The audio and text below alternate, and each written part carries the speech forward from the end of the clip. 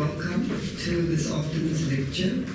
It's my great honor and pleasure to introduce somebody who probably is an institution here at UCT. And I remember from my student days, from my days working in the library, and now as a staff member. Veronica Belling was the Jewish Studies librarian for 31 years at the library space at the Kaplan Center.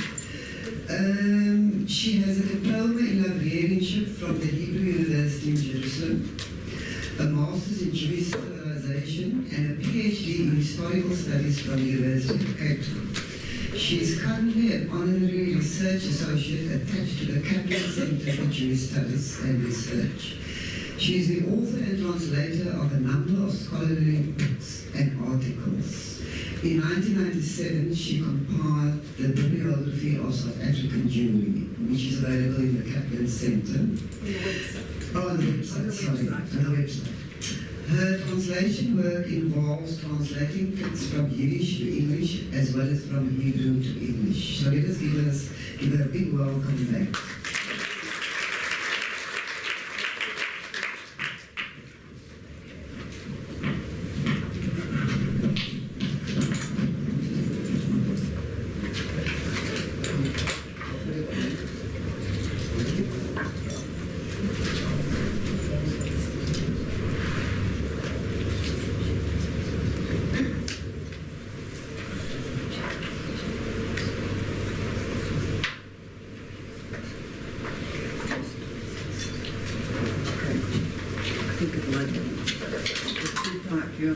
I think it's too high. Who's gonna? You weren't here? Yeah, okay, I'll do this. That's good. Okay, can you hear me? Yes. Okay, is it working? No, it's off, it's off. Sorry. We've got to switch it on. Okay, now, sorry. Okay, yes, even I can tell that it's working now. Okay, right.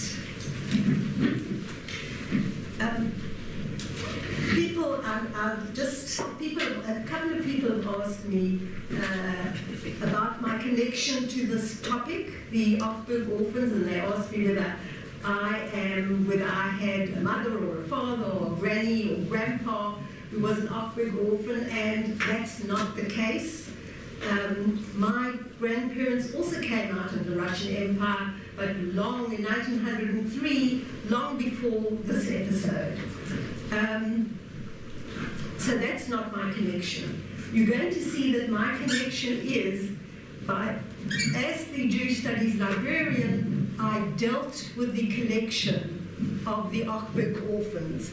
And as you can see, can everybody see clearly? Yes. That it was part of the Jewish Orphanage Collection, and it's part of special collections at UCT libraries. The Cape Jewish Orphanage Collection, by the way, is one of the largest. This is closing. I don't know if it closed. Oh, okay, sorry. The Cape Jewish Orphanage Collection. This is you have my yes, okay. That's better. Okay. The Cape Jewish Orphanage Collection is one of the largest of the Jewish related collections at UCT. It's almost 200 boxes. And so that's the one collection that I worked with. And then there's also the Jewish Museum files, which also came up to UCT, and that's also a very large collection. So that is, I worked with it, and because this collection comes out of Eastern Europe, a lot of the forms, letters, etc., are written in Yiddish, and that is my translating from Yiddish, teaching Yiddish, that is, and Hebrew, that is my speciality. So that's why I took a particular interest in working with these collections. Okay, now few episodes in South African Jewish history have attracted as much interest as the story of the orphans who were rescued from the Ukraine during the Russian Civil War. between 1919 and 1921.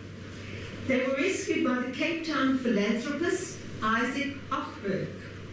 I would like to begin today by providing you with some very basic, and I stress basic, information, background information regarding this rescue. Because I'm saying basic because it is very complicated history, and I certainly am not an expert on Russian history. My expert is on South African Jewish history, which is really simple compared to Russian history and Russian Jewish history, and new things are coming out all the time in that area.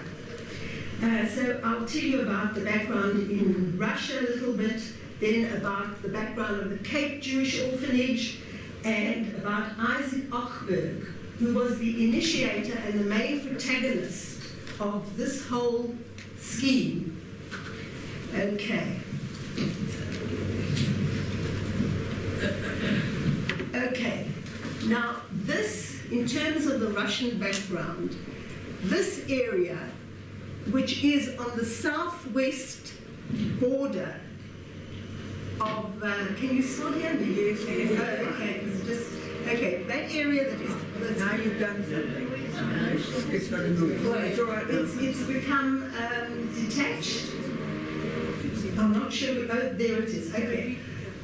This area, which is on the southwestern border of Russia, it was known as the Pale of Settlement, and it came to be it was actually created in a number of different stages, and if I were going to tell you about the Pale of Settlement, I would have to spend an hour, if not weeks, telling you about it.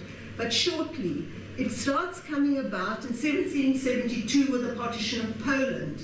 There are then subsequent partitions of Poland in 1793 and 1795, and what happens is that this area of the world is now part of Russia.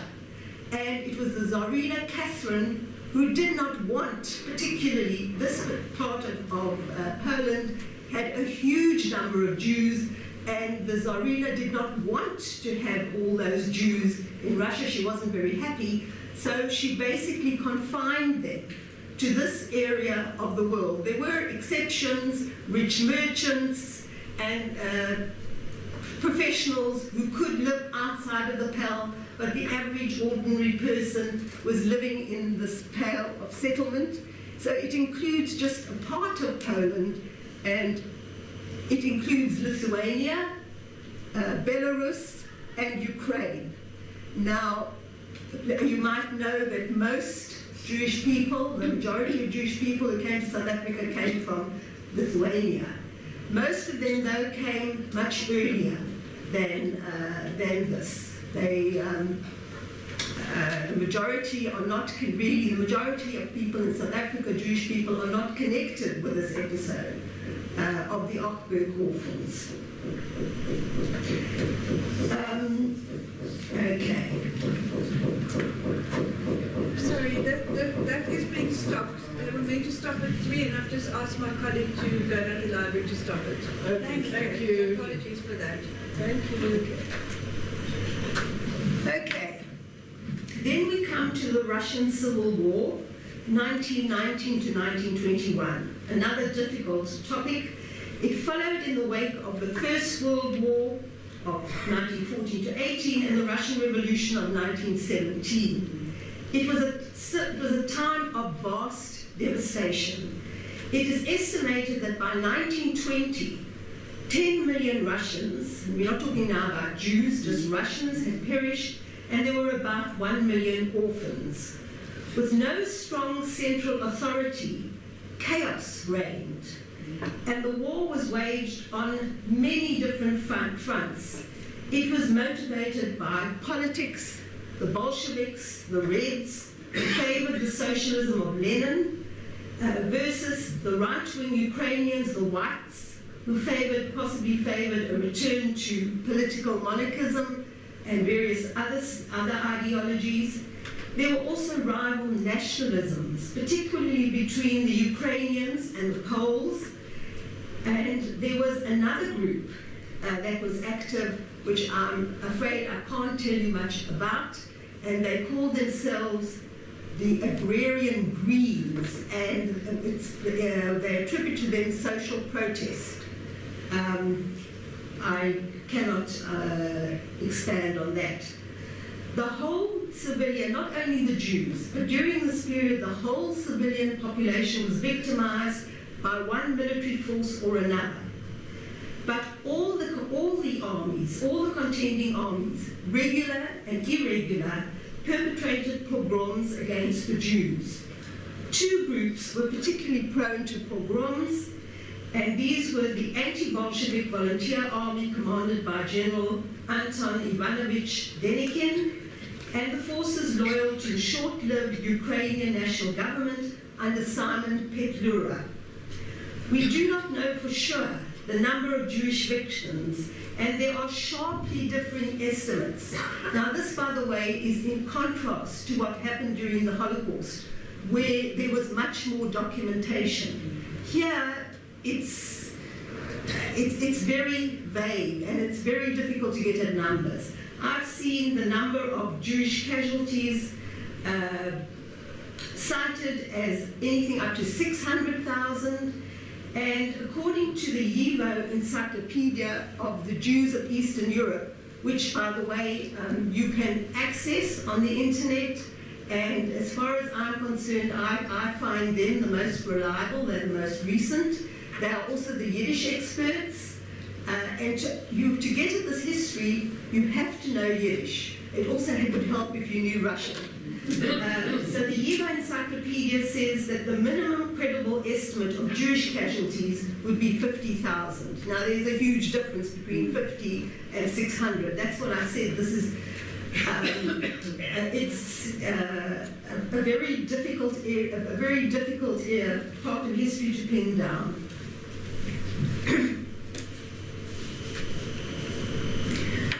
Okay, now this is, I presume to all of you, a very well-known word. It is pogrom, and pogrom is a Russian word, and it literally means to destroy or to create havoc. It came to refer to any outbreak of mass violence directed against any minority, ethnic, religious, or social group. It was first used to describe the riots in 1881 and 1882 in Russia in the wake of the assassination of Tsar Alexander II. It was first used in an English newspaper, the Times of London, in March 1887, and they used it to refer to riots against the Jews. And I must admit that I have mostly heard it referring to attacks on the Jews. Okay. Now we come to more familiar territory, to me at any rate, and it's the Cape Jewish Orphanage, also known as Oranjia. It was founded in 1911. Now, the Cape Jewish Orphanage was not the first Jewish orphanage to be established in South Africa. In 1903, a Jewish orphanage was established in Johannesburg. Cape Town was the more settled, the older Jewish community, while the accelerated immigration to Johannesburg, in the wake of the discovery of gold on the Rand, made the need for an orphanage more dire. Before the establishment of the orphanage, Jewish orphans were on occasion put into Christian institutions. Obviously, the Jews would not be very happy about that. And then they were also on occasion sent to the Norwood orphanage in London. However, this, as you can imagine, was extremely expensive. So after they established the orphanage in Johannesburg, they actually said one Jewish orphanage is enough for South Africa. However, it happened, and this is the stuff of legend. What happened is that this lady over there, Natalie Friedlander, she heard about 3 Jewish orphans who were in Pickettburg in the Western Cape, and the parents had died, and she actually went to Pickettburg together with a friend, Henrietta Hill, a younger person, and they found that these children were living with the servants, the so-called coloured servants of the family. So needless to say, they brought the children to Cape Town. And this was 1909, and they started an orphan society, but that was not enough. In 1911, Natalie Friedlander persuaded her friend Joseph Kadish, who's on top, a member of the Cape Jewish Philanthropic Society, to convene a meeting of public-spirited local businessmen with a view to establishing an orphanage in Cape Town. In 1912, the first orphanage was opened in a small house in Mill Street. The house actually belonged to Joseph Kadish, and it could house a maximum of 14 children. You can imagine that's nothing. No. 16 months later, it was running out of space. So, in 1914, a plot was bought in Montrose Avenue. And this home could house 50 children, which also isn't actually a great deal, thinking back. This home was opened in 1916. However, with the influenza epidemic in 1918, the home was again running out of space. And in 1920, it was decided to build on 2 extra wings, which you can see at the bottom, each of which could house 36 children. This would increase the capacity of the home to 126. And that was basically the capacity of the home in Montrose Avenue, which, by the way, was a very, very well-known home within the Jewish community. In 1921, after the arrival of the Ukrainian Pogrom orphans, before the arrival of the Ukrainian orphans, there were 51 children in the home. With the arrival of the orphans, numbers increased to 97, with 44 South Africans and 53 Russian children. In addition to that, 21 of the Russian orphans were adopted. Now, they're not part of this 97, they were an additional 21. Okay. Who is Isaac Ochberg? And this to me was extremely interesting. Isaac Ochberg was born in 1878 in Uman in the Ukraine. So this made him feel especially close to the Ukraine. He immigrated to South Africa in 1895 to join his father, who had immigrated in 1893. Isaac Ochberg arrived as a penniless immigrant. I think he was initially apprenticed to a watchmaker, and he became one of Cape Town's leading entrepreneurs. In fact, he became at the time, one of the richest men in South Africa. He made his fortune buying ships and property. There are 3 suburbs in Cape Town that owe their existence to Isaac Ochberg. He bought the land where Southfield is. He bought Paradise Estate, which is Claremont, and he bought Edinburgh Estate, which is Bishopscourt. And still today, roads in that area are named for his daughter Bertha and his granddaughters, one of whom is Noreen. So you can see there, I actually am not very familiar with Bishopscourt, but yesterday my son-in-law is, and he quickly went and took that picture for me of Bertha. He says, I know Bertha, it's a main thoroughfare, a main road in Bishopscourt, and there you have it. Okay. There's also, he also names, it's not only his daughters, by the way, you'll see that he mainly has daughters. There's also a road, not in Bishopscourt, but in Claremont, called Phyllis Road. And Phyllis is still with us. That's Phyllis Friedlander, anybody here knows her. So, actually, Phyllis, who I saw the other day, said that her dad said to her, "It's a pity he didn't give you the road and not just name it for you." Okay. In addition, Ochberg participated in the building and was a major shareholder in the Plaza Bioscope, which was in St. George's Street. And that Plaza Bioscope became the Metro when it was bought apparently by Metro Golden Mayer. Isaac was also a great philanthropist and charity worker, working for, by the way, he didn't only work for Jewish charities, but at the moment this is about a Jewish charity. He worked for the Helping Hand Society, the Jewish Aid at Home, the Dorshei Zion Society, and that's a Zionist society. You will see that he was a great Zionist. And he also became president of his synagogue, which was the New Hebrew Congregation, and that's a synagogue long not in existence. It was in Roland Street. But his most beloved charity was the Cape Jewish Orphanage, known as Oranjia. He was once recorded as saying that the orphanage is my whole life. He was a founding member of the original committee that met in 1911.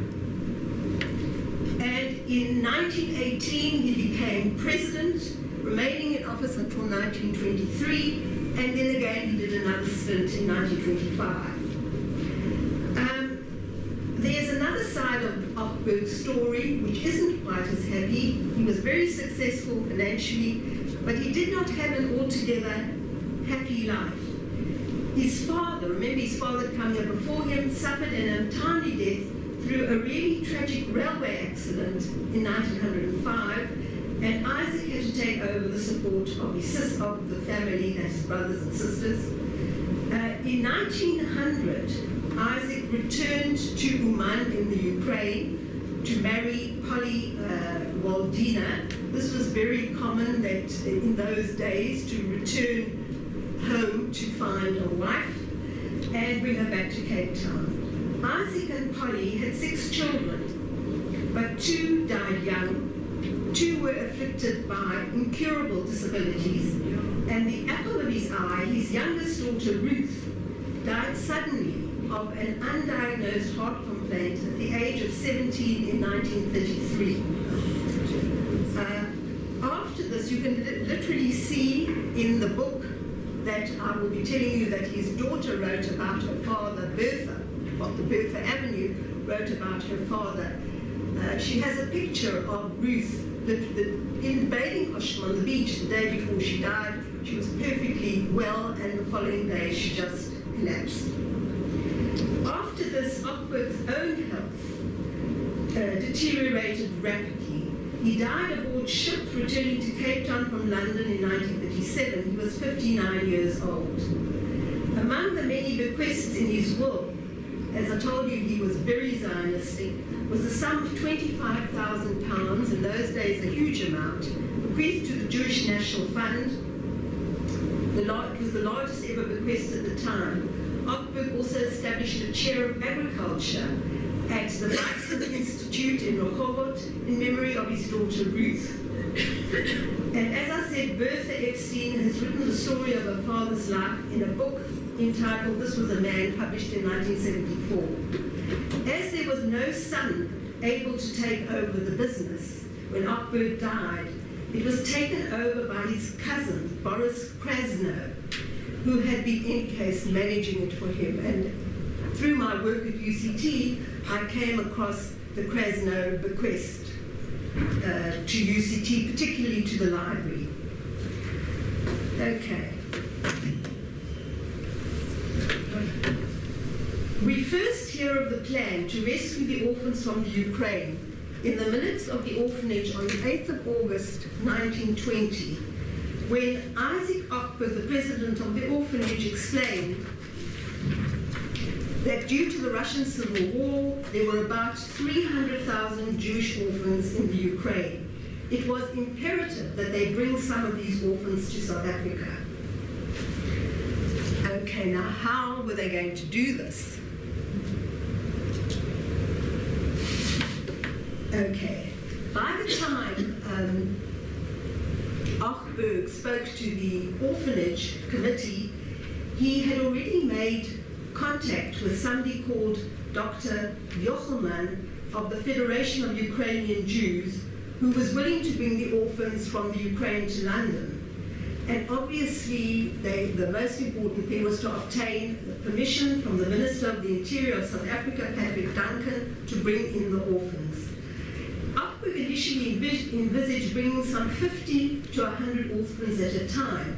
He saw the orphanage as acting as a clearinghouse, putting the children up for adoption and keeping the remainder at the orphanage.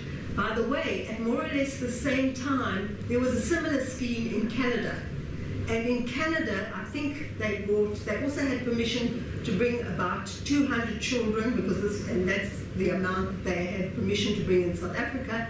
And I think they brought about 150 to Canada, and all the Canadian children were adopted. They were not in the orphanage. This was not the same as what happened in South Africa. In order to find out how many children they could afford to bring in the first batch, the committee sent out appeals for funds as well as inquiries as to how many orphans would be adopted.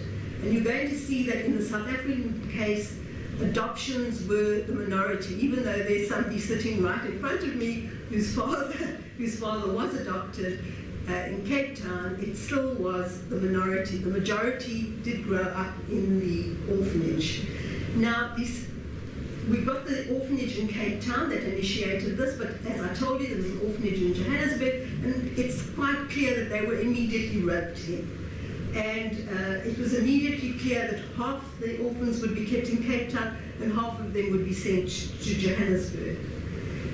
The Cape Jewish Relief Fund was first established in 1915 during the First World War, and they committed to raise £10,000. The public was asked to subscribe £25,000.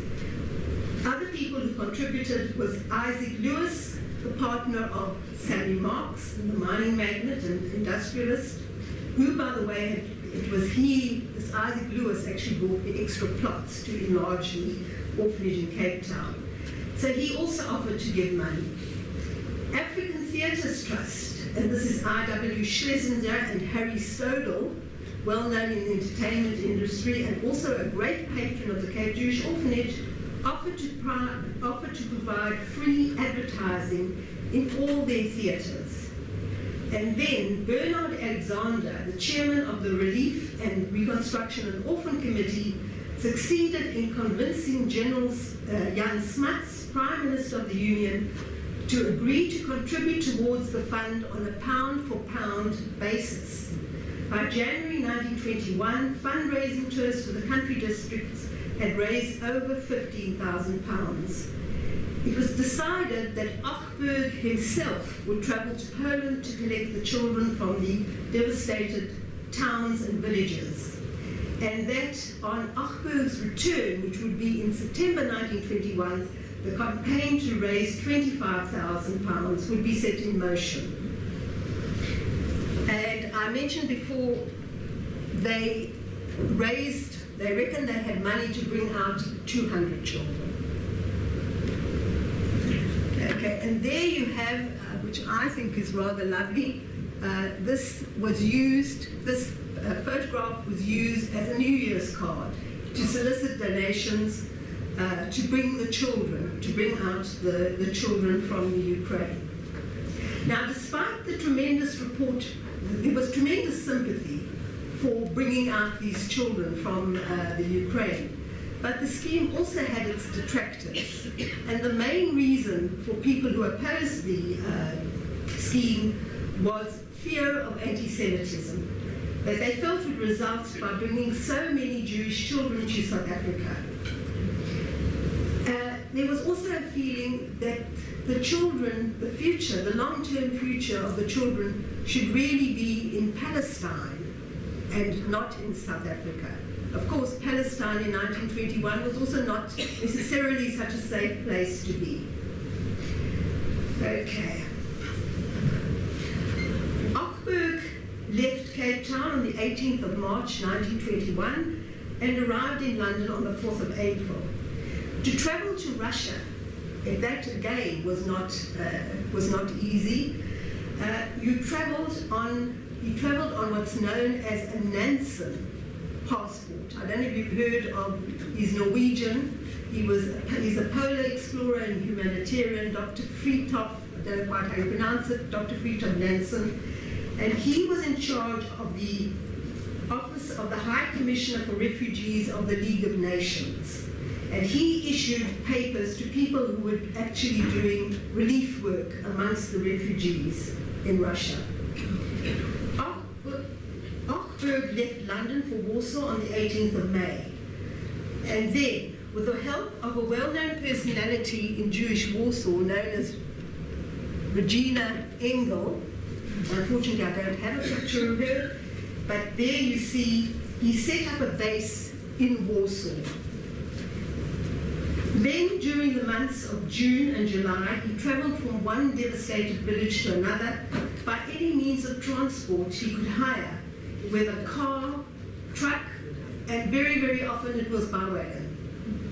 He gathered children wherever they were to be found.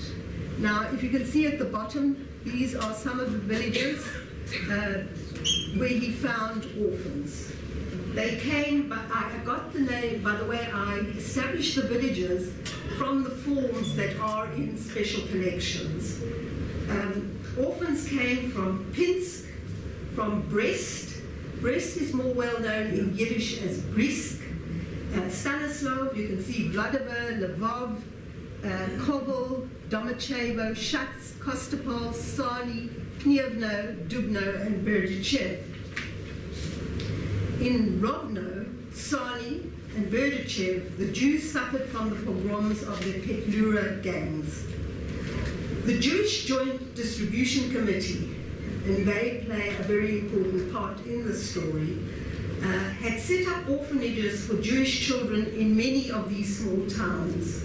And Ochberg chose 8 children from each institution and placed them. He created 3 main depots, in Pinsk, in Stanislav, and in Brest-Litovsk, where he had people waiting to take care of the orphans. The Jewish Joint Distribution Committee, by the way, is still in existence today and still does sterling work supporting Jews in distress, and many of those actually are still in Russia. Okay.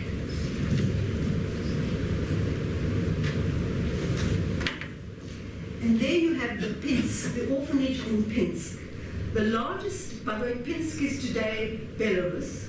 The largest number of orphans, 37, came from an orphanage in Pinsk.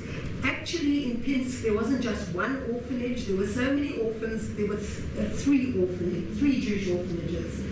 In 1920, about 1,000 Jews were murdered in Pinsk when General Balachovich's forces entered Poland.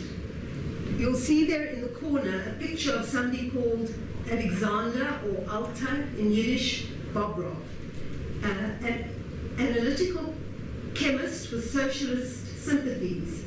However, in 1916, with the devastation created in Russia already during the First World War, he abandoned his work as a chemist, and together with 2 of his friends who were in the youth movement with him, they decided that they had to take charge and do something to help the Jewish orphans, beginning during the First World War.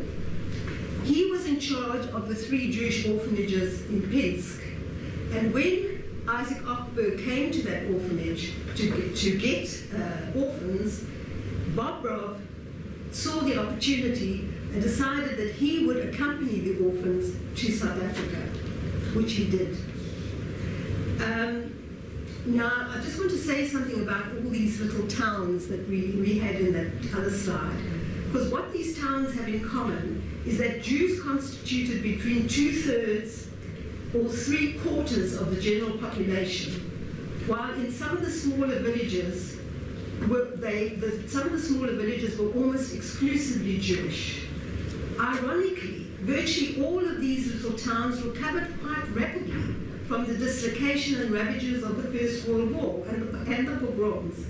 and went on to establish thriving Jewish lives, only to be liquidated by the Nazis and their local collaborators during the Holocaust.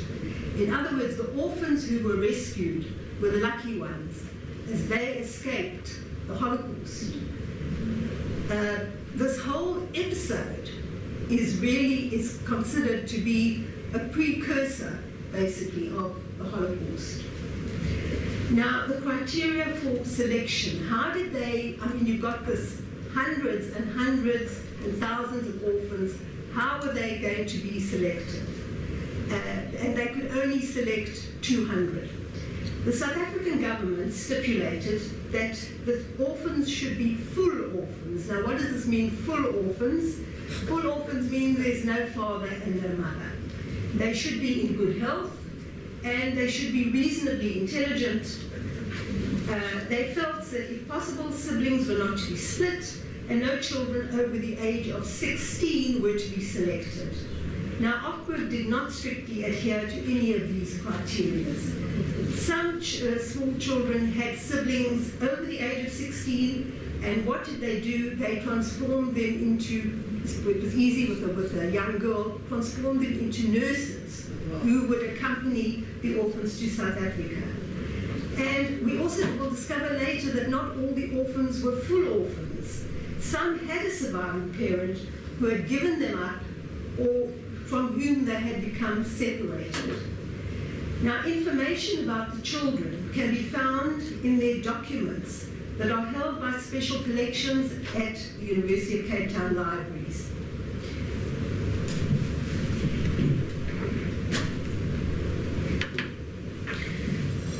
I've mentioned before the collection. The first is the Cape Jewish Orphanage Collection. That contains the personal documents of the children. We are just lucky that these documents were saved and presented to UCT together with the Orphanage Collection, because in fact, because I've got a personal connection to the story, because somebody called the late Alan Agranat, when he was the secretary at the orphanage, he saw all these papers lying around, and being an organized person and wanting to preserve history, he actually took these papers and put them together. Otherwise, we would end up with no history. And the second collection I mentioned before comes from the Jewish Museum files. Over here, you can see a list. You can see it's a Cape Town list. Later, it was the original list, by the way, of course, was in Yiddish. This is now in South Africa, it's in English. They would also be typed up. And over there, on top, the Yiddish, that's from the register. The original register of the Cape Jewish Orphanage is in Yiddish. And it's a bound register, it's in special collections. What I actually was asked to do was I translated all the entries for all the orphans into English. So at the bottom of the page there is actually English. You can get a translation. And then at the very bottom, those were permissions and travel papers for the orphans. And here again, we don't have a form for every single child. I can't remember exactly, but I think we end up with information for about 160 of the 175 children, because, as I said, and we're only lucky that those forms were saved. In my work as Jewish Studies librarian, I was often called on to consult the personal documents of the orphans in response to genealogical queries of their descendants. And that is how I came to translate the bound register. I also I was also preparing material for various people who were doing projects on the orphanage that you will hear about. Now,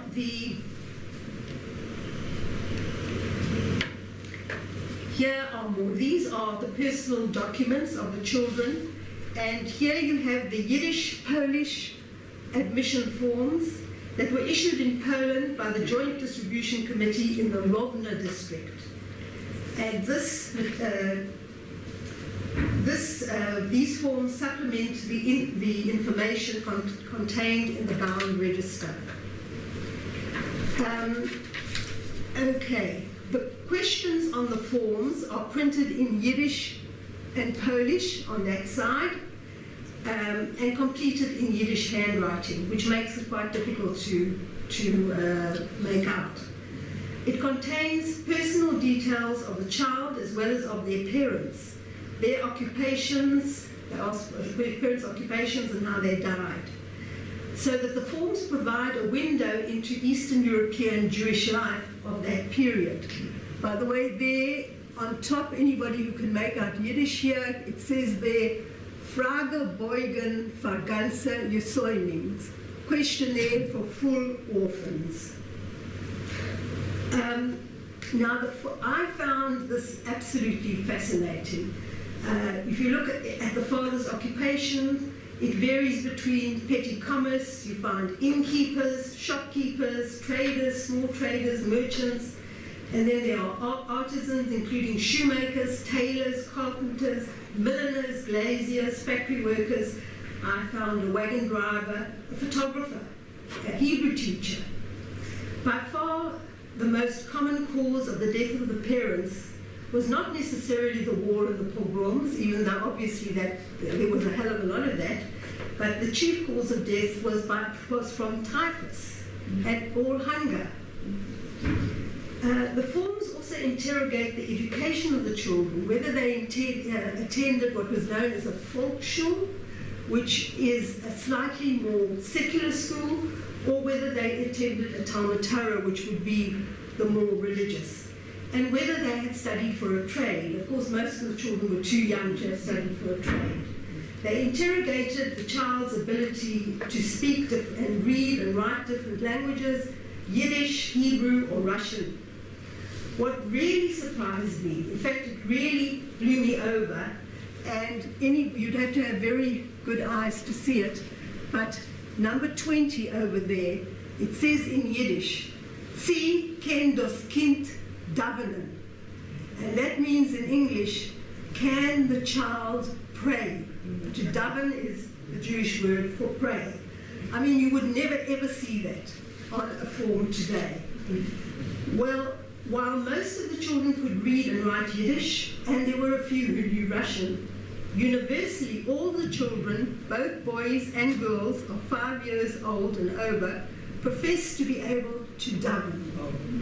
So davening was as automatic for these children as, let's say, brushing their teeth is today. And of course these are little children, and those who are Jewish here, when you say daven, these aren't children who have had a bar mitzvah. They can't go up to the Torah and read the Torah. But from when you're very little, you say a blessing on the wine, borek le'agafen, you say a blessing on the candles, and you say a blessing before you eat.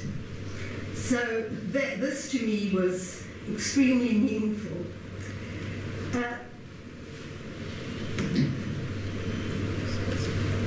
Okay. What you also get in the archive is a glimpse into what the children, oh my goodness, experienced.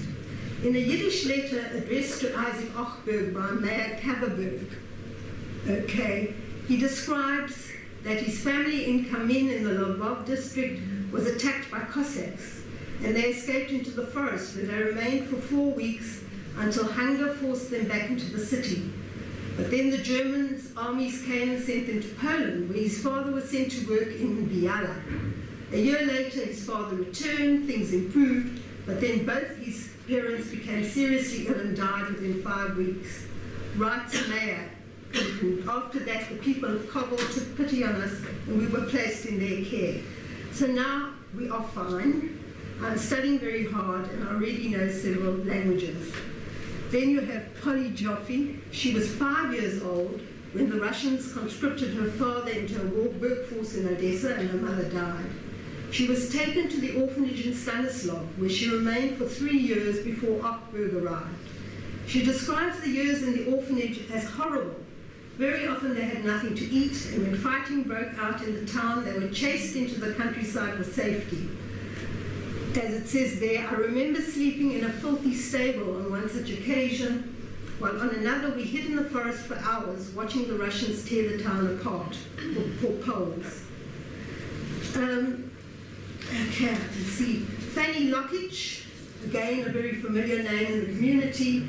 She had hardly any recollection of her hometown of Voronezh, and she left when she was 10 years old. Her father died in a gas attack in the Russian army, and her mother passed away during the 1918 flu epidemic. She was put into the orphanage in Brest-Litovsk.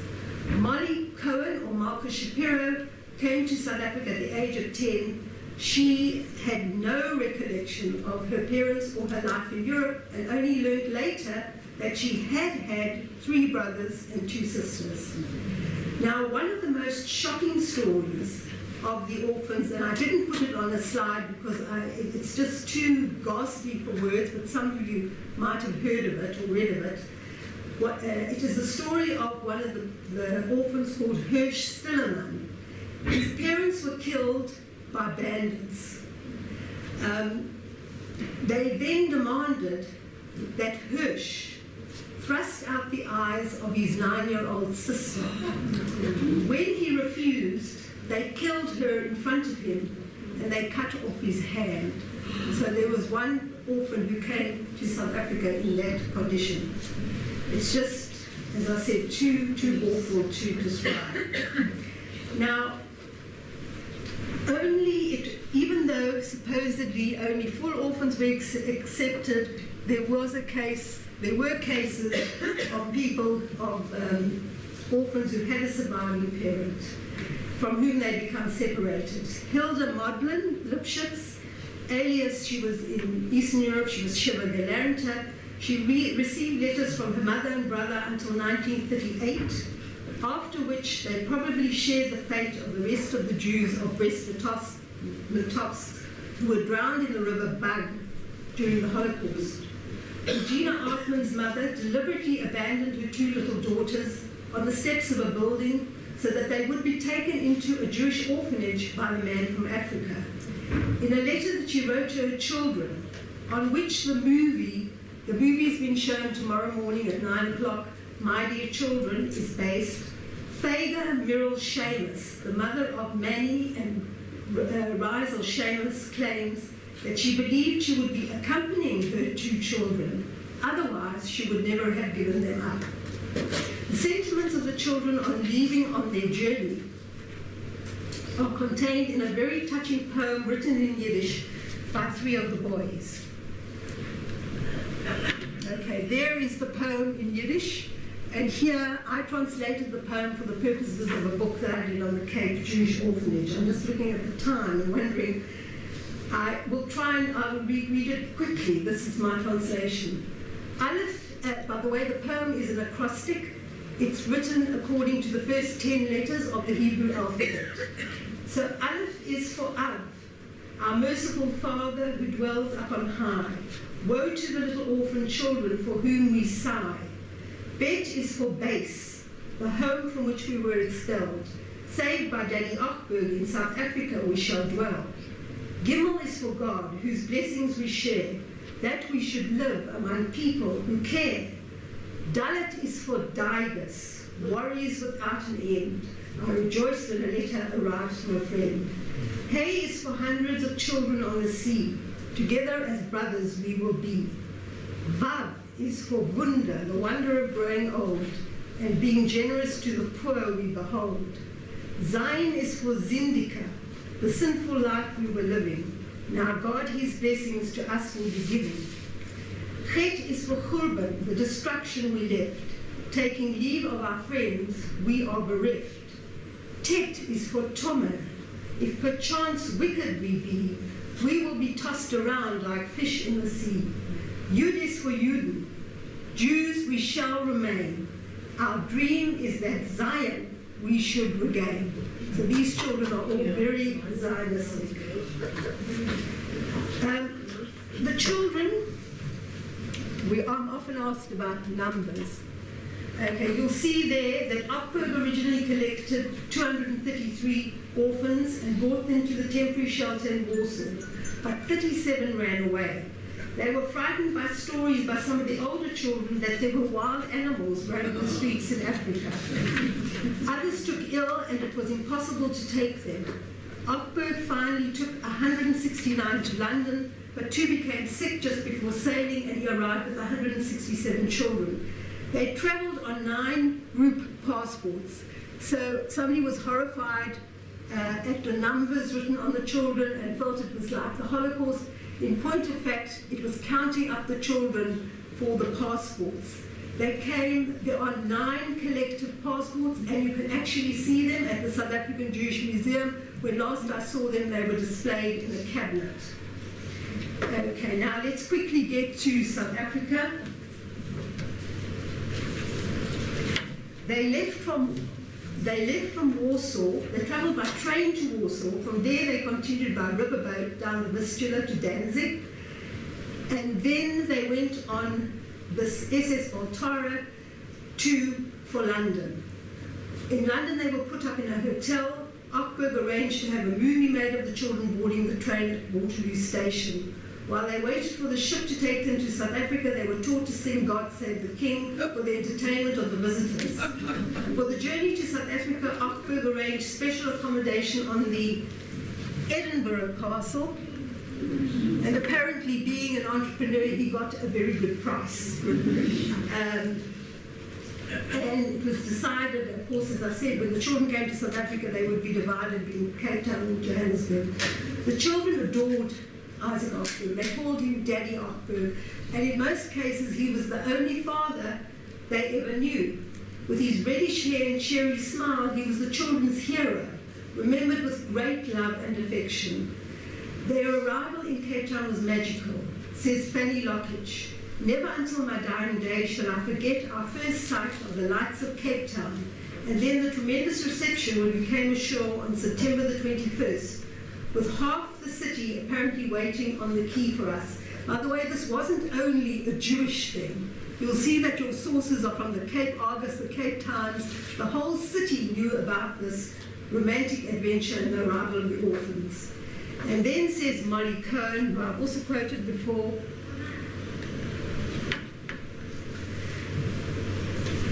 who were adopted by the whole Cape Town community. There were always people visiting the home. They were part of the home and we were part of the community. We were taken into their homes and more importantly into their hearts. And there again you have a New Year's card in 1923 and also obviously soliciting donations. On arrival, 78 of the children were put on a train for Johannesburg, and Judy Fivish's father was one of the orphans who went to Johannesburg. Again, I'm talking about adoptions because Judy Fivish's father was adopted, and she will speak about that. And I'm not certain, I believe 21 were adopted in Cape Town, and I'm not certain how many. I have looked at lists in Johannesburg, and very often on the list it would say that they went to X, Y, and Z, to Mr. Cohen, and they were returned. It wasn't a good match. But my feeling was that it was possibly double the number of children who were adopted in Johannesburg to Cape Town, but I really don't know. Now, it wasn't as if Isaac Ochberg had had enough. At the South African Zionist Conference in January 1922, a resolution was taken not to bring more orphans to South Africa due to the increasing anti-Semitism.